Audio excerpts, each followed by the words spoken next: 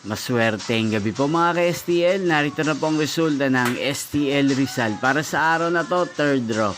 May 16, 2025, araw ng Biyernes. Naway ang mga natayan niyo pong mga numero kanina ay manalo nawa ngayong gabing ito, 8:45 PM. Kaya't kunin niyo na po ang inyong mga tickets. Narito na po ang resulta. Ang mga numerong nanalo sa STL Rizal ngayong gabing ito, May 16, 2025. 8:45 PM, third draw result, 8 at 22 in exact order. Sa lahat po ng tumaya kanina sa STL Rizal para sa third draw ng 8 at 22, congrats po sa inyo, panalo po kayo.